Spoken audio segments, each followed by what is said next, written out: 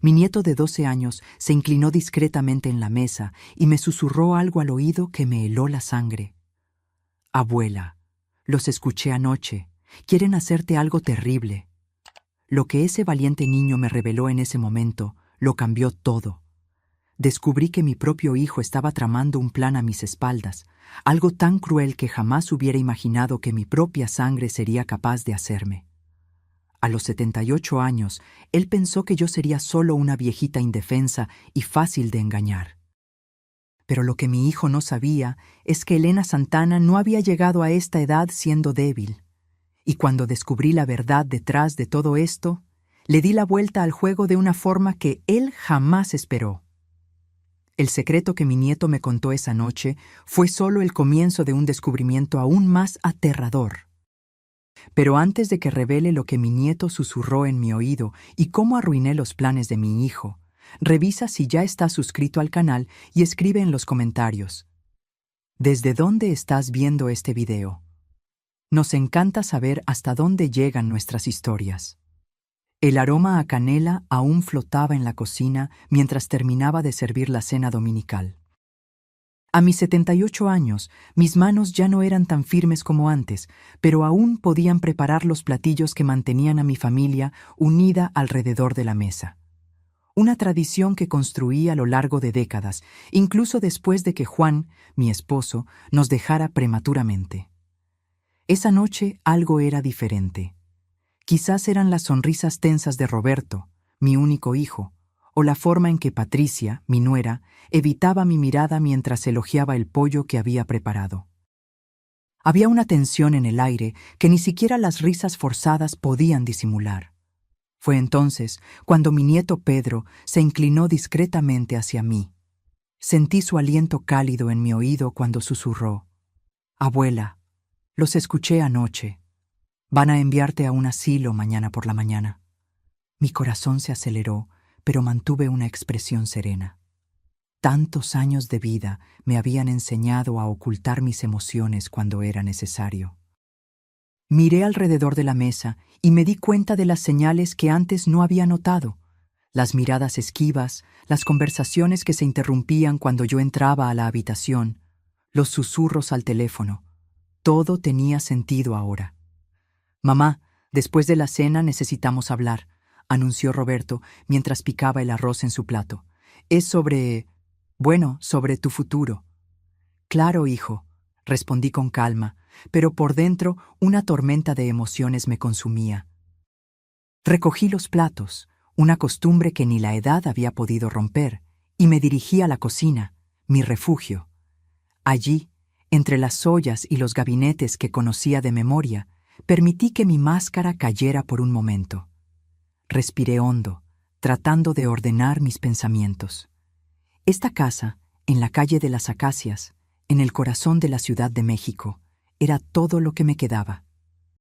Cada rincón guardaba un recuerdo: el primer paso de Roberto, los cumpleaños celebrados, las noches en las que Juan y yo nos quedábamos despiertos planeando nuestro futuro.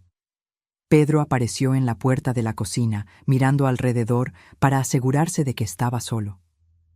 «Abuela, ¿escuchaste lo que te dije?». Me arrodillé para estar a su altura, ignorando el dolor en mis rodillas. «Sí, mi amor. ¿Sabes algo más?», asintió con seriedad. «Hablaron de un lugar llamado Vila Dourada. Y mamá dijo que van a vender la casa». Sentí como si el suelo se hubiera abierto bajo mis pies. Mi casa, el hogar que Juan había comprado con tanto sacrificio en los 70, donde habíamos construido toda una vida, el último pedazo de él que aún me quedaba. Después de la cena, cuando todos se fueron, subí a mi habitación con el corazón pesado. La casa parecía extrañamente silenciosa, como si las paredes supieran lo que se avecinaba. Abrí el cajón de la cómoda donde guardaba mis documentos personales y allí estaban. Papeles que no recordaba haber visto antes. Con manos temblorosas, tomé el primer documento. Era un contrato para una residencia de ancianos llamada Vila Dourada, con fecha de ingreso para el siguiente lunes, mañana, y la firma de Roberto Santana como responsable. El segundo papel fue el que me hizo tambalear, un contrato de venta de la casa con mi propia firma. ¿Cómo era esto posible? No recordaba haber firmado nada de esto. Entonces, como un rayo, la memoria regresó. Hace 3 meses, Roberto había llegado con una pila de papeles, diciendo que eran actualizaciones del seguro de salud y documentos del banco. Había firmado sin leer, confiando ciegamente en mi hijo. ¡Qué vieja idiota y confiada!, susurré para mí misma. Pero Elena Santana no había sobrevivido 78 años de vida, incluyendo una infancia pobre, un matrimonio difícil y la crianza de un hijo sola tras la muerte prematura de su esposo, siendo débil. Bajé a la sala y llamé a la única persona en la que aún podía confiar. El doctor Augusto Pereira, el abogado que se había encargado de los papeles cuando Juan murió. Su voz sonó preocupada cuando le expliqué la situación. Después de analizar los documentos que le envié por WhatsApp, la noticia fue devastadora. Los papeles eran legalmente válidos. El poder notarial que había firmado hacía 3 meses le daba a Roberto el poder de tomar decisiones sobre mis cuidados de salud y mi patrimonio. Él dijo que era solo para el seguro de salud, murmuré, sintiendo las lágrimas que intentaba contener. Lo sé, mi querida. Lamentablemente, esto es más común de lo que te imaginas, dijo Augusto. Pero escucha bien, aún no es demasiado tarde. Esa noche fue la más larga de mi vida. Acostada en la cama, mirando al techo, repasé cada momento vivido con Roberto. ¿Dónde había fallado en su crianza? ¿Cómo ese niño dulce que había acunado en mis brazos se había convertido en un hombre capaz de traicionar a su propia madre? Recordé cuando se enfermó a los 7 años, con fiebre alta, y yo pasé noches enteras poniéndole compresas frías en la frente. Recordé sus primeras decepciones amorosas, cuando se sentó a mi lado buscando consuelo. Recordé cómo sostuve su mano cuando nació Pedro, y vi en sus ojos el mismo amor que yo sentía por él. Y ahora, este mismo hijo planeaba enviarme a un asilo y vender mi casa.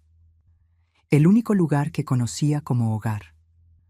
Las primeras luces de la mañana me encontraron aún despierta, con los ojos ardiendo y un plan formado en mi mente. Si querían guerra, tendrían guerra. Elena Santana podría tener 78 años, pero aún sabía cómo luchar. A las 6 de la mañana me levanté y tomé un baño prolongado, dejando que el agua caliente aliviara la tensión de mis músculos. Me puse mi conjunto azul marino, el que usaba en ocasiones especiales como bodas y graduaciones. Si iba a una batalla, estaría bien presentada. Me recogí el cabello canoso en un moño firme y me puse lápiz labial rojo, una pequeña rebeldía contra el estereotipo de la viejita indefensa. La oficina del doctor Augusto estaba en el centro de la ciudad, en un edificio antiguo con un elevador que hacía ruidos inquietantes. Cuando entré a su oficina, él ya me estaba esperando con una expresión seria detrás de sus lentes de lectura. Elena, investigué la situación financiera de Roberto durante la madrugada, dijo, ajustándose los lentes. Tu hijo le debe casi 200,000 pesos a prestamistas, deudas de juego, apuestas deportivas, casinos clandestinos. La situación es crítica. Me sentí mareada. Las piezas del rompecabezas comenzaban a encajar. Por eso necesita el dinero de la casa. Exacto, y por el valor que se ofrece, muy por debajo del mercado, apuesto a que es alguien conocido de esos prestamistas quien quiere comprar. Dios mío, Elena, tu hijo no solo te está traicionando, se está involucrando con gente muy peligrosa. No era solo una traición personal, era algo mucho más oscuro. Roberto no solo me estaba enviando a un asilo para deshacerse de mí, me estaba usando como una pieza en un esquema criminal. ¿Qué vamos a hacer, doctor? Augusto sonrió por primera vez esa mañana. Vamos a usar sus propias armas contra él. El plan era simple. Yo volvería a casa y fingiría no saber nada. Cuando Roberto llegara para llevarme al asilo, tendríamos una sorpresa preparada para él. Augusto había contactado a las autoridades presentando pruebas de las actividades sospechosas relacionadas con la venta de la casa.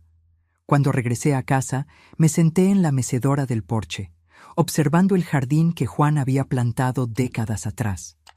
Las rosas estaban floreciendo, ajenas al drama que se desarrollaba. Traté de encontrar paz en la sencillez de esas flores, en la persistencia de la naturaleza que continúa su ciclo independientemente de los dramas humanos. El teléfono sonó a las 10 de la mañana. «Mamá, soy Roberto. Necesito pasar más temprano hoy. Tenemos algunas cosas que resolver». «Claro, hijo, aquí estaré. Y mamá, quiero que sepas que esto no es fácil para mí tampoco, pero es lo mejor para ti». La hipocresía en su voz era tan transparente que casi me río. «Lo sé, Roberto. Siempre has querido lo mejor para mí». Una hora después, escuché el auto estacionarse. Roberto llegó acompañado de Patricia. Tenían expresiones solemnes, como si fueran a un funeral. Abrí la puerta con una sonrisa temblorosa, interpretando el papel de la madre frágil y desinformada. «Mamá, tienes que sentarte. Tenemos algo importante de qué hablar». Obedecí, sentándome en el sofá donde tantas veces le había contado historias a Roberto cuando era niño. «Mira, no es fácil decir esto, pero ya no puedes vivir sola», comenzó él. «Ayer mismo olvidaste la estufa encendida y la semana pasada no recordabas dónde habías puesto las llaves». Fruncí el ceño, genuinamente confundida. «No recuerdo haber olvidado la estufa encendida. ¿Ves? Eso confirma lo que estoy diciendo». Roberto intercambió una mirada con Patricia. «Por eso encontramos un lugar maravilloso, Vila Dourada. Es una residencia de ancianos de alto nivel». «Pero a mí me gusta mi casa». «Mamá, te va a encantar. Hay enfermeras las 24 horas, actividades recreativas, otros ancianos para hacer amigos». Patricia intentó sonar amable. «Y la casa, bueno, es muy grande para ti sola. La vamos a vender y el dinero financiará tus cuidados». Sentí que mi sangre hervía, pero continué con la farsa. «Pero esta casa tu padre la construyó con tanto cariño». «Mamá, papá también querría lo mejor para ti». Roberto se estaba impacientando. «Ya está todo decidido. Nos vamos ahora». Fue entonces cuando decidí abandonar la actuación. Enderecé mi espalda, levanté la barbilla y miré directamente a los ojos de mi hijo. «Roberto, hijo, ¿cuánto tiempo llevas creyéndome tonta?» Roberto y Patricia se miraron confundidos. «¿Cómo que mamá?» Me levanté del sofá de repente, sintiendo una fuerza que no sabía que aún tenía. «¿Cuánto tiempo llevan pensando que no sé de tus deudas de juego, de los 200,000 pesos que le debes a prestamistas, del hecho de que me engañaron para firmar un poder notarial fraudulento?» Roberto palideció. «Mamá, mamá, ¿de qué estás hablando?» «Estoy hablando de la conversación que tuvieron anoche, pensando que Pedro estaba dormido. Estoy hablando de los papeles que ustedes pusieron en mi cajón. Estoy hablando de que pensaron que una mujer de 78 años sería lo suficientemente tonta como para no darse cuenta de que estaba siendo traicionada por su propia familia». Patricia intentó intervenir. «Doña Elena, usted está confundida». «¿Confundida?» Levanté la voz por primera vez. «La única cosa confusa aquí es cómo crié a un hijo capaz de robarle a su propia madre». Roberto intentó recomponerse. «Mamá, aunque lo sepas, los documentos ya están firmados. La venta de la casa se realiza hoy por la tarde y, legalmente, tengo poder notarial para nada». La voz grave del doctor Augusto sonó en la puerta de la sala. No estaba solo. 2 policías uniformados lo acompañaban. «Roberto Santana, queda usted arrestado por estafa contra una persona mayor y falsedad ideológica». Lo que sucedió en los siguientes minutos quedará para siempre grabado en mi memoria como una película en cámara lenta. Roberto intentó huir por la puerta trasera, pero fue rápidamente detenido. Patricia comenzó a llorar, alegando inocencia, pero los documentos mostraban su firma como testigo en varios papeles. «¿Cómo?», preguntaba Roberto, incrédulo, mientras las esposas se cerraban en sus muñecas con un clic metálico que resonó en la silenciosa sala. El doctor Augusto se ajustó las gafas con una leve sonrisa. Tu madre puede tener 78 años, pero aún tiene la mente más aguda que la tuya. Tan pronto como descubrió tu plan, contactamos a las autoridades y descubrimos cosas muy interesantes sobre tus actividades. Uno de los policías mostró una orden de registro y decomiso. Señor Roberto, además de la estafa, está siendo investigado por asociación con el narcotráfico. Los prestamistas a los que le debe dinero son conocidos nuestros. Me volví a sentar, sintiendo de repente todo el peso de la situación. No era solo una traición familiar. Mi hijo estaba involucrado en el crimen organizado. El niño que había criado, a quien le había dado todo de mí, se había convertido en un criminal. ¡Mamá! ¡Mamá! Roberto intentó acercarse, pero fue impedido por los policías. «Mamá, por favor, no», levanté la mano, interrumpiendo sus súplicas. «Ya no eres mi hijo. Mi hijo murió el día en que decidiste tratarme como basura». Las palabras salieron duras, cortantes, pero necesarias. Por dentro, mi corazón se partía en 1000 pedazos, pero no podía mostrar debilidad. No ahora. Mientras Roberto y Patricia eran escoltados hacia la salida, noté una pequeña figura parada en la puerta. Pedro estaba allí, con los ojos muy abiertos y llenos de lágrimas. No me había dado cuenta de que mi nieto había presenciado toda la escena. «¡Abuela!», corrió a mis brazos, sollozando. No sabía que papá y mamá habían hecho cosas tan malas. Abracé a mi nieto, sintiendo que al menos una persona de la familia todavía valía la pena. «No te preocupes, mi amor. A veces los adultos toman decisiones muy malas, pero tú no eres responsable de las decisiones de tus padres». El doctor Augusto se acercó con una expresión grave. «Elena, tengo que contarte el resto. Hay más. La casa que querían venderle al amigo de Roberto en realidad se usaría como laboratorio de drogas. Por eso el precio era tan bajo. Querían usar tu propiedad para actividades criminales». Sentí una náusea repentina. La magnitud de la traición era aún mayor de lo que imaginaba. Mi propio hijo estaba dispuesto a usar la casa que su padre construyó con tanto amor para actividades criminales. Dios mío, pero ahora se acabó. Los contratos son nulos, el poder notarial fue cancelado y tu casa sigue siendo tuya. Pedro me miró con ojos asustados. «Abuela, ¿qué va a pasar conmigo?».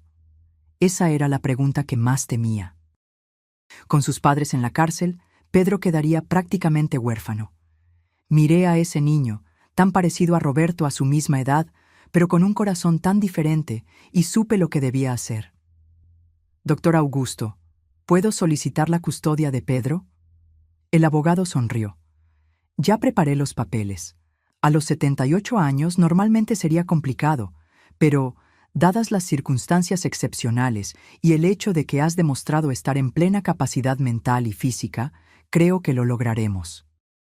En las semanas siguientes, mi vida se transformó por completo. Entre audiencias en el tribunal, testimonios y la burocracia para obtener la custodia de Pedro, apenas tuve tiempo para procesar todo lo que había sucedido. El caso de Roberto llegó a los titulares de los periódicos locales. «Hijo intenta internar a madre anciana para vender casa a narcotraficantes». La vergüenza pública se sumó a mi dolor personal. Algunas noches, después de que Pedro se dormía, me permitía llorar en silencio en la habitación. Lloraba por el hijo que había perdido, por el sueño destruido de una familia unida, por la traición que nunca imaginé sufrir a manos de quien más amaba. Pero cuando salía el sol, me secaba las lágrimas y seguía adelante. Por Pedro y por mí misma. La casa en la calle de las Acacias, que casi perdí, cobró nueva vida. Pinté las paredes, replanté el jardín, hice pequeñas reformas. Era como si estuviera reconstruyendo no solo el espacio físico, sino también mi propia existencia. Pedro se adaptó sorprendentemente bien a la nueva realidad. Lejos de la constante tensión que existía en casa por los problemas de sus padres, comenzó a florecer. Sus notas en la escuela mejoraron, hizo nuevos amigos y por primera vez lo vi sonreír sin reservas. Una tarde de sábado, mientras podábamos los rosales en el jardín, Pedro me hizo una pregunta que había estado guardando durante meses. Abuela, ¿todavía quieres a papá? Dejé de hacer lo que estaba haciendo y miré hacia el horizonte, donde el sol comenzaba a ponerse, pintando el cielo de naranja y rosa. Sabes, Pedro, el amor de una madre es muy extraño. Es como estos rosales. Incluso cuando cortamos todas las ramas, en la próxima primavera, intentan florecer de nuevo. El amor no desaparece así, de un momento a otro. Entonces, ¿todavía lo quieres? Quiero al niño que fue. Quiero los recuerdos que guardé. Pero al hombre en que se convirtió, a ese ya no lo reconozco como mi hijo. Pedro asintió, comprendiendo con una madurez sorprendente para sus 12 años. ¿Y tú, Pedro? ¿Todavía quieres a tu padre? Se quedó en silencio por un momento, pensativo. Creo que sí, pero también estoy muy enojado con él. Y triste. Abracé a mi nieto, sintiendo su pequeño cuerpo contra el mío. Está bien sentir enojo y tristeza, es parte de querer a alguien. Esa noche, después de que Pedro se durmió, me senté en el porche, contemplando las estrellas. Pensé en Juan, mi esposo, y me pregunté qué diría si pudiera ver todo esto. Imaginé que estaría orgulloso de mi fuerza, pero triste por el destino de nuestro hijo.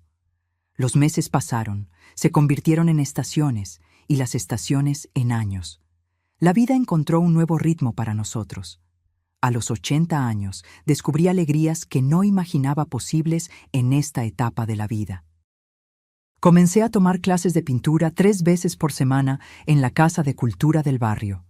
Mis dedos arrugados, que una vez temblaban al sostener un cubierto, ahora bailaban con pinceles sobre el lienzo, creando paisajes coloridos que decoraban las paredes de nuestra casa. Pedro, ahora de 14 años, se había convertido en un adolescente responsable y cariñoso.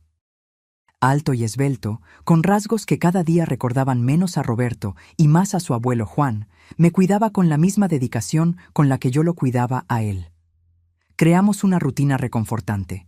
Él iba a la escuela por la mañana, yo a mis clases de pintura o al grupo de lectura en la biblioteca. Por la tarde, preparábamos la cena juntos, contándonos las historias del día. Rara vez hablábamos de Roberto o Patricia. Era como si hubiéramos acordado en silencio dejar el pasado en el pasado. Pedro ocasionalmente recibía cartas de su padre, desde la prisión, pero yo nunca le preguntaba el contenido, y él nunca se ofrecía a compartirlo. Una mañana de domingo, 2 años después de aquella fatídica cena que cambió nuestras vidas, estábamos preparando el almuerzo juntos. Pedro había aprendido a hacer la salsa de tomate exactamente como yo le enseñé, y ahora se encargaba de esa parte mientras yo preparaba la pasta. El sonido del timbre nos tomó por sorpresa. No esperábamos visitas. «Yo abro, abuela», dijo Pedro, secándose las manos en el delantal. Minutos después, regresó a la cocina con una expresión que no pude descifrar de inmediato. Estaba pálido, con los labios ligeramente temblorosos. «Abuela, es papá». Sentí que mi corazón se aceleraba. «¿Roberto?» «Está diferente, más delgado, más... no sé. Dijo que salió de la prisión la semana pasada por buen comportamiento». Miré por la ventana de la sala. Allí estaba Roberto, parado en la puerta, visiblemente nervioso. Realmente estaba más delgado, con el cabello canoso prematuramente, y había algo diferente en su postura, una humildad que nunca antes había visto. «¿Qué quieres hacer, abuela?» Miré a mi nieto, dándome cuenta de cuánto había crecido, no solo físicamente, sino emocionalmente. Era lo suficientemente maduro para entender la complejidad de la situación. «¿Qué crees que deberíamos hacer, Pedro?» Él pensó por un momento. «Creo que al menos deberíamos escuchar lo que tiene que decir. Pero eso no significa que lo vamos a perdonar u olvidar». Juntos caminamos hacia la puerta. Roberto estaba visiblemente emocionado al vernos. Sus ojos, tan parecidos a los míos, estaban llorosos. «Mamá, Pedro, Su voz era casi un susurro. Mantuve mi voz neutral, protegiendo mi corazón. Roberto, yo no sé ni por dónde empezar. Sé que no tengo derecho a estar aquí. Sé que no merezco ni que me miren, pero... Pedro se cruzó de brazos, protector conmigo. Pero necesito que sepan que estos 2 años me hicieron entender lo que hice, la magnitud del daño que causé. Roberto comenzó a llorar abiertamente. Mamá, casi destruyo a la mujer que me dio la vida. Traicioné a la persona que más me amó en todo el mundo. Permanecí en silencio, observando cada gesto, cada expresión, buscando señales de falsedad. En la prisión tuve tiempo para pensar, mucho tiempo, y me di cuenta de que no era adicto solo al juego. Era adicto a la idea de tener dinero fácil, de no tener responsabilidades, de ser un niño mimado, incluso siendo un hombre de 47 años. ¿Y qué?, preguntó Pedro, aún desconfiado. Y que entendí que ustedes hicieron lo correcto.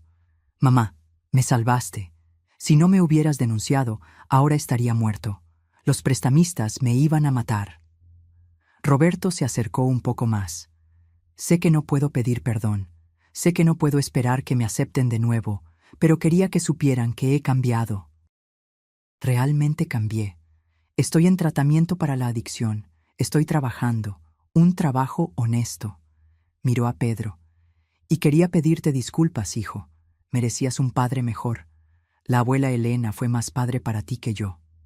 Pedro me miró, esperando alguna orientación. Roberto, dije finalmente, ¿de verdad crees que 2 palabritas van a borrar 2 años de traición? No, mamá, no lo borran, y ni siquiera deberían borrarlo. Solo quería que supieran que pasaré el resto de mi vida tratando de merecer una segunda oportunidad, incluso si esa oportunidad nunca llega. Estudié el rostro de mi hijo. Había algo diferente allí. La arrogancia había desaparecido, la codicia se había disipado. Lo que quedaba era un hombre roto, pero tal vez, honesto por primera vez en muchos años. Roberto, ¿dónde está Patricia? Nos separamos. De hecho, ella pidió el divorcio tan pronto como salió de la prisión. Dijo que no quería saber más de mí. Roberto bajó la cabeza. Y tenía razón. Destruí a nuestra familia. Para mi sorpresa, Pedro dio un paso al frente. «Papá, ¿quieres almorzar con nosotros hoy?» Miré a mi nieto, sorprendida, pero continué. «Pedro, eso no significa que todo esté bien. Eso no significa que lo perdonemos». «Lo sé, abuela». Me volví hacia Roberto. «Eso solo significa que tal vez puedas comenzar a merecer nuestro perdón». Roberto comenzó a sollozar. «Gracias, hijo. Gracias, mamá». Abrí la puerta por completo. «Entra, Roberto. Pero deja algo muy claro. Esta sigue siendo mi casa y Pedro sigue bajo mi custodia. Si quieres volver a ser parte de esta familia, será bajo mis condiciones». «Sí, mamá, como quieras». El almuerzo de ese domingo fue el más extraño que hemos tenido. Pedro hablaba sin parar, tratando de llenar el silencio incómodo entre Roberto y yo. Mi hijo comía lentamente, saboreando cada bocado como si fuera la primera comida decente en años, y tal vez lo era. «Esta pasta está increíble, mamá», dijo en un momento dado, exactamente como la recordaba. Asentí sin decir nada. Una parte de mí quería creer que había cambiado, que el tiempo en la cárcel lo había transformado. Pero otra parte, más cautelosa, más herida, me recordaba que confiar ciegamente ya me había costado demasiado caro. Después del almuerzo, mientras Pedro lavaba los platos, Roberto me pidió que habláramos a solas en el porche. Nos sentamos en las mecedoras, como lo hacíamos cuando era niño, y yo le contaba historias antes de dormir. «Mamá, sé que las palabras no significan nada ahora», comenzó, «pero quiero que sepas que llevo 1 año y medio limpio. Ya no juego, ya no bebo. Estoy trabajando en un taller mecánico cerca de la prisión. El dueño contrata a exconvictos. Les da una segunda oportunidad». «¿Y qué esperas ahora, Roberto? ¿Que te abra los brazos y te diga que todo está bien? ¿Que olvide que intentaste internarme en un asilo y vender mi casa a narcotraficantes? Él negó con la cabeza. No, mamá, no espero nada. Solo quería poder ver a Pedro de vez en cuando y saber cómo estás. Tal vez algún día merecer tu perdón. Miré el jardín, a los rosales que había podado con Pedro, ahora cargados de flores rojas. ¿Sabes qué fue lo que más me dolió, Roberto? No fue la traición en sí, fue darme cuenta de que ya no me veías como tu madre, como un ser humano. Yo era solo un estorbo, un obstáculo entre tú y el dinero. Lo sé, susurró, y me odio por eso todos los días. Nos quedamos en silencio por un largo tiempo, solo el crujido de las mecedoras llenando el aire. Puedes ver a Pedro los domingos, dije finalmente, aquí, en esta casa, mientras yo esté presente. Si él quiere verte, claro. Gracias, mamá, es más de lo que merezco. ¿Y Roberto? Sí. Si en algún momento siento que estás siendo una mala influencia para él, o que nos estás mintiendo de nuevo, estarás fuera de nuestra vida para siempre. ¿Entendido? Entendido. Perfectamente. Esa noche, después de que Roberto se fue, Pedro y yo tuvimos una larga conversación. Le expliqué que perdonar no significa olvidar o permitir que te lastimen de nuevo. Le expliqué que las personas pueden cambiar, pero que la confianza, una vez rota, tarda mucho en reconstruirse, si es que alguna vez lo hace. ¿Cómo sabremos si realmente ha cambiado, abuela?, preguntó Pedro, con los ojos llenos de esperanza y miedo al mismo tiempo. No lo sabremos, mi amor. Observaremos, le daremos pequeñas oportunidades y protegeremos nuestros corazones mientras él intenta demostrar que merece nuestra confianza. Es como replantar un árbol que fue arrancado de raíz, puede volver a crecer, pero nunca será exactamente el mismo. En los meses siguientes, Roberto cumplió rigurosamente nuestro acuerdo. Venía los domingos, siempre puntual, siempre respetuoso. Le traía pequeños regalos a Pedro, un libro, una camiseta de un equipo de fútbol, cosas sencillas que demostraban que estaba tratando de conocer mejor a su hijo. Para mí, traía flores del mercado, nunca rosas, porque sabía que tenía las mías, pero siempre margaritas, mis favoritas desde joven. Lentamente, como una herida que cicatriza, comenzamos a crear una nueva dinámica familiar.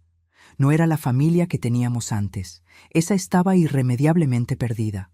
Era algo nuevo, construido sobre las ruinas del pasado, pero con cimientos más sólidos, honestidad, respeto, límites claros. Un domingo, casi un año después de su regreso, Roberto llegó con una expresión diferente. Parecía nervioso, pero de una manera buena, como alguien a punto de compartir una noticia importante. «Mamá, Pedro, tengo algo que contarles», dijo durante el almuerzo. «Me ascendieron en el taller.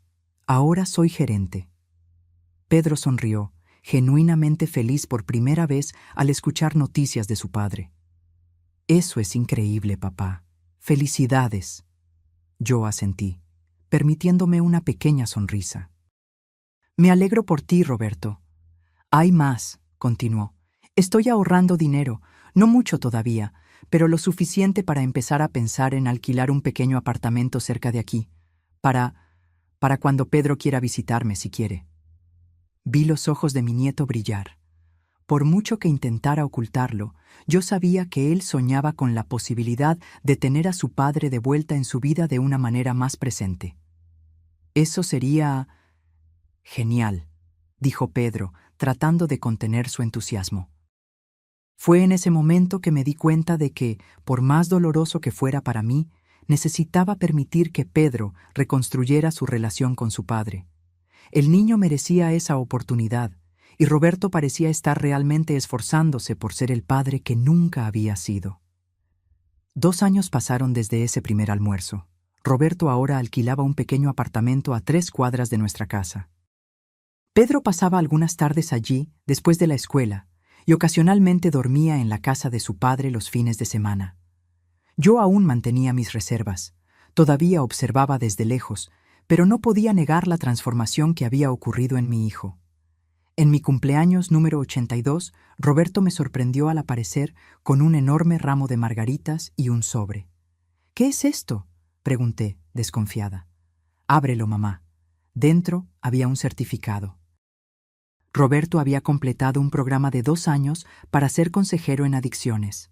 Ahora, además del trabajo en el taller, era voluntario 2 noches por semana en un centro de recuperación ayudando a otros adictos al juego. «Quiero retribuir, mamá», explicó con los ojos llorosos. «Quiero ayudar a las personas que están en el mismo agujero en el que yo estuve. Quiero que algo bueno salga de toda esta tragedia». Sentí un nudo en la garganta. Por primera vez en años, vi en el hombre frente a mí rasgos del niño que había criado, el niño de buen corazón que se había perdido en el camino. Esa noche, después de que todos se fueron y la casa se quedó en silencio, me senté en el porche, contemplando las estrellas como hacía a menudo. Pensé en todo lo que había sucedido en los últimos 4 años, la traición, la prisión, el lento y doloroso proceso de reconstrucción. Si alguien me hubiera dicho, en aquella noche fatídica en que Pedro me susurró el plan de Roberto, que algún día estaría considerando perdonar a mi hijo, me habría reído de la ingenuidad. Y, sin embargo, aquí estaba yo, a los 82 años, aprendiendo que el perdón no es un evento, sino un proceso, lento, doloroso, imperfecto. Nunca olvidaría lo que Roberto había hecho. La cicatriz de esa traición siempre estaría conmigo, al igual que las arrugas en mi rostro, marcas de una vida larga y no siempre fácil. Pero tal vez, solo tal vez, había espacio en mi corazón para algo más que el rencor. No la confianza ciega que una vez deposité en él, sino una nueva forma de relación, construida sobre bases más realistas. En mi siguiente cumpleaños, cuando cumplí 83 años, hice algo que nunca imaginé volver a hacer. Invité a Roberto a cenar en casa, no solo como padre de Pedro, sino como mi hijo. Cuando entró, vi sus ojos llenarse de lágrimas al notar que había puesto en la pared una foto antigua. Él, a los 10 años, sonriendo junto a Juan y yo, frente a esta misma casa. «Gracias, mamá», susurró cuando me abrazó. «No estoy diciendo que todo esté perdonado», respondí. «Solo estoy diciendo que estoy dispuesta a intentar recordar no solo el mal que hiciste, sino también el bien que puedes hacer de ahora en adelante». 4 años después de aquella noche en que descubrí la traición de mi hijo, aprendí que la vida rara vez nos ofrece finales perfectos. No hay garantías de que Roberto nunca más me decepcionará, así como no hay garantías de que Pedro crecerá sin cicatrices de esta experiencia. Pero a los 83 años, finalmente entendí que la fuerza no está en evitar ser lastimado, sino en cómo te levantas después de la caída. Y yo me levanté. Muchas veces. Construí una nueva vida para mí y para mi nieto. Redescubrí viejas pasiones y descubrí nuevas.